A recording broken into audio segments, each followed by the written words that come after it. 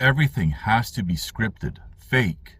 That way the narratives and the outcomes are controlled.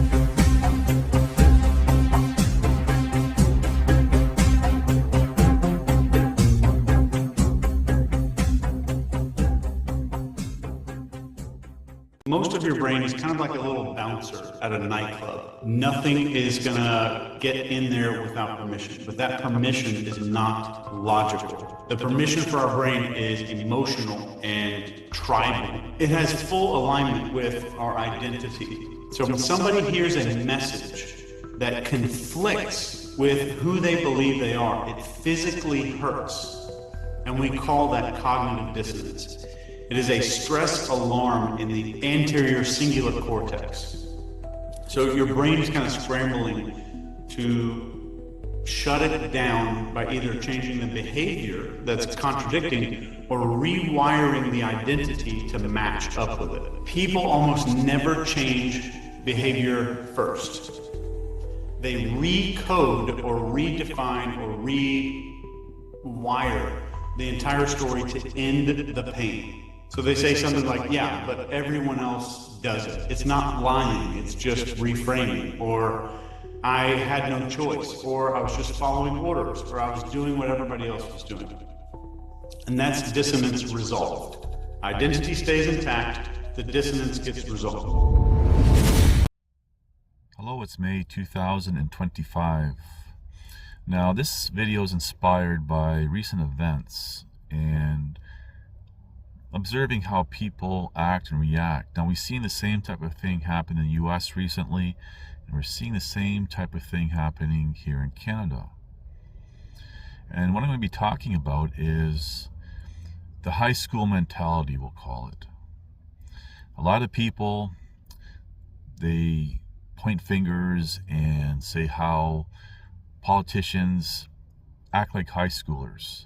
And they bicker back and forth, and rather than, for example, campaign on what they're going to do, how they're going to make changes, they simply point fingers.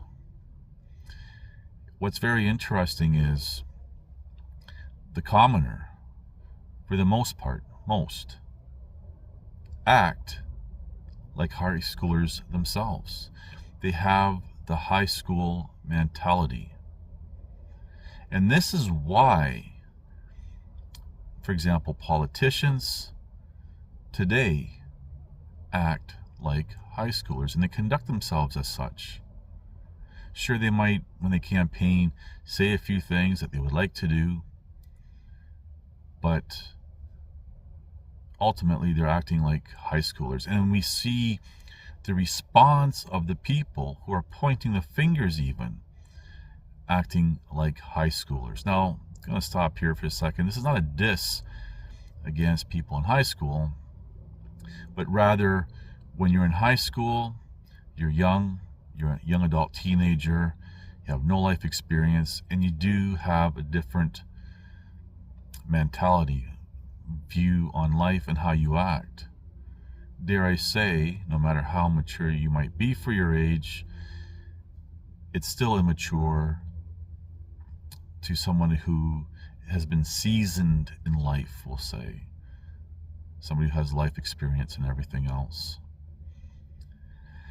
This is why everything's being conducted the way it is when it comes to politicians and this nonsensical voting, which gives people the illusion that they have some sort of control, which they don't. But I'm going to get into that a little bit later here. When you look back throughout history, for example, go back every 10 years, all the way back, let's go back to, I don't know, the 1900s. Well, the politicians back then were more refined. They were more about what they would like to offer the people, etc., etc. No childish games that we see today happening. Because people back then, dare I say, were, as a descriptive, more intelligent. They didn't act like children today. We have adults today acting like children. And the politicians knew this, and they had to conduct themselves accordingly. But what we see over time, with just let's say each decade, how everything's just being dumbed down. And the politicians and so forth, and those who control them, which I'll get into, they don't care if you look at them and say, oh, they're stupid or anything else. That works in their favor, because then people underestimate their actual true intelligence. When you look at, for example, movie stars, comedians, it's once said that it takes a very intelligent person to play a fool.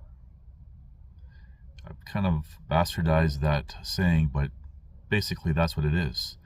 It takes a very intelligent person to act like a fool.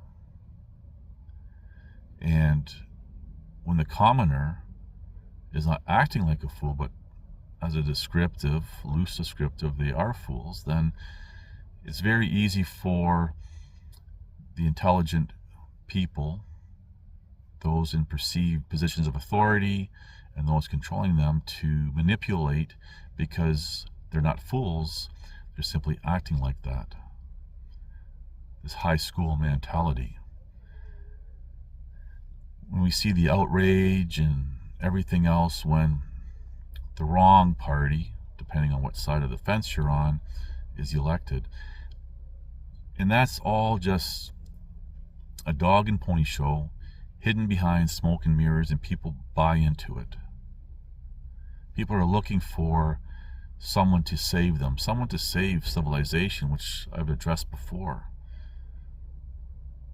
This is why things are so obvious now, because it appeals to the majority of the people, the silliness. Now, I've said before, it doesn't matter who one votes for, the government is also in power. It doesn't necessarily always mean the government, but the people who control the perceived leaders. And again, I'm going to say again, this whole voting thing gives people the illusion that they have some sort of control in what's happening, and whoever they want is going to save the day. These people are already selected. These people who do have perceived positions of leadership, they're already selected by those with generational commitment and the monopoly on violence. Give you an example. Things are going to get worse. We are, as I said in a previous video, in a silent depression. And what's going to follow is world war. So the front person, who people perceive as an elected leader, best fits whatever is going to be happening next. Now, however they're elected, whether there's some shadiness going on or not, I'm not discussing that. I'm just saying they're already selected. So because everything, and this is not just Canada or even US, this is all around the world, the front person chosen is the best person to deliver whatever is going to be happening. If you have someone who is saying, yes, I'm going to do this, and save whatever country that they're campaigning to represent as a front person, and they're competent, they're intelligent, it's much harder for people to buy into, well, things are still getting worse, but we have this very intelligent person who wanted to do all these different things.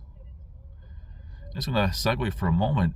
No one ever stops to think, well, wait a second. No matter who's in, things still continue as they were. But I digress. And that's why certain individuals are selected so the people can say, look at that person is a fool.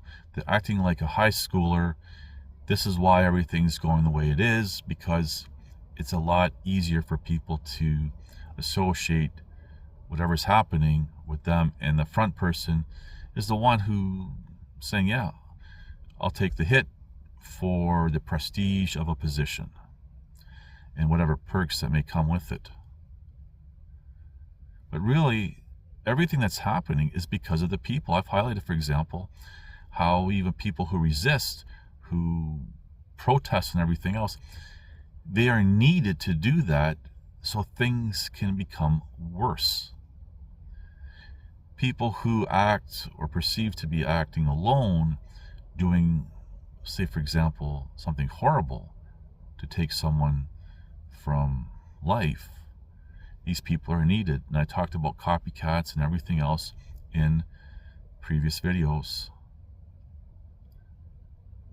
But I just want to shed some light here. Two things. Why politics now today acts like high school, and the politicians and everyone act like high schoolers, because that reflects the majority of the population. The second thing I want to highlight is that these people who are perceived leaders are simply the front man that's already selected. But try to take away, for example, the perception of the people having the control, and people saying, well, I'm relying on constitutions and everything else, and people really don't know what's going on. And when people go on and on and on, ranting the same thing, well, that means they've been psyoped, brainwashed, whatever you want to call it. Just regurgitating the same words. And as I said in the recent video, it's just having the same conversations with people, trying to say, hey, like, wake up, this is what's going on. And a big part of that is people will identify as a certain type of person belonging to a certain type of group, and it's next to impossible to deprogram that, especially in today's world when you have social media groups where people are gravitating to those of like mind, and it becomes an echo chamber reinforcing nonsense on all sides. It doesn't matter if it's politics, religion, sports teams, pineapple on pizza even. This is where we're at in today's world. So take a step back if you can and see why things are. And remember, the secret in surviving life is knowing the script, because knowing the script makes everything predictable, whether it be on an individual basis, when talking with someone, for example, or on the world stage. You're an actor. And as, for example, in video games, mostly comprised of NPCs. So, that's all I really want to say. Thank you for watching. Please like, subscribe, comment, and share.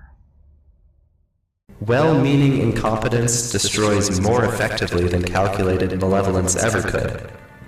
In his masterwork, The Prince, Machiavelli argued that a leader's fundamental responsibility is effective governance, not moral posturing or noble intentions. It is better to be feared than loved, if you cannot be both, he wrote, recognizing that ineffective leadership, however well-intentioned, inevitably leads to suffering and societal collapse. This exploration will transform how you evaluate those who seek authority over your life, your community, and your future. By the end, you'll understand why history's greatest catastrophes weren't orchestrated by villains, but by incompetents who genuinely believed they were doing good.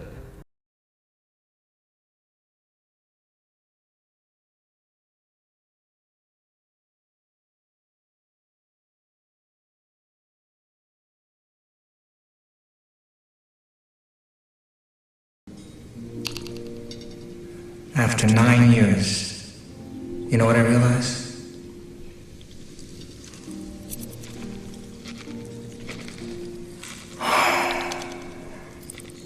Ignorance is bliss.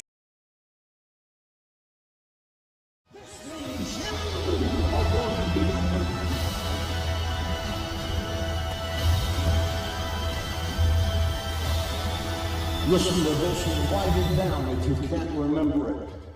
You're never going to outgrow warfare. You simply must learn to fight. I hear people saying to me, oh, when is it going to get easier? When you die.